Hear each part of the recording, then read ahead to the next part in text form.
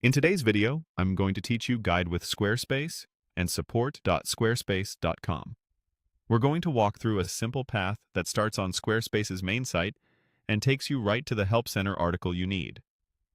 By the end, you'll know exactly where to go to find guidance on running test orders, which is essential for confirming your checkout and payment flows work before you launch. First, open your web browser and go to the Create Your Website page on Squarespace. This is the starting point most people see when exploring or building a site. You don't need to log in for this walkthrough. We're just using the site navigation to find the right support material. Give the page a moment to load so the top navigation appears clearly. Next, look along the top menu and click on Resources. On desktop, it's in the main navigation bar. If you're on a smaller screen, it might be tucked into a menu icon, so tap that first, then choose Resources.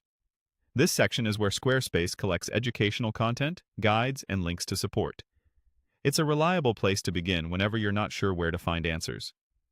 From the Resources options, click on Help Center. This will take you to support.squarespace.com, which is the official knowledge base. The Help Center is organized by topics like commerce, design, and accounts, and it also features a prominent search bar, so you can quickly locate specific instructions. Once you're on the Help Center page, click into the search bar and type Run Test Orders. Using that exact phrase helps surface the most relevant article right away. Test orders are a safe way to simulate a customer purchase, verify that your checkout settings are correct, and confirm that emails and fulfillment flows behave as expected before you go live. After you type the phrase, look through the results and click on the article titled Run Test Orders. Opening that page will give you a structured, up-to-date walkthrough tailored to Squarespace's current checkout and payment tools. The article typically covers what test orders are, when to use them, and how to proceed step-by-step in your own site's settings.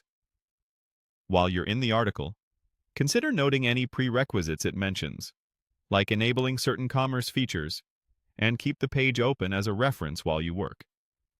If you plan to revisit it later, use your browser's bookmark tool so you can return quickly.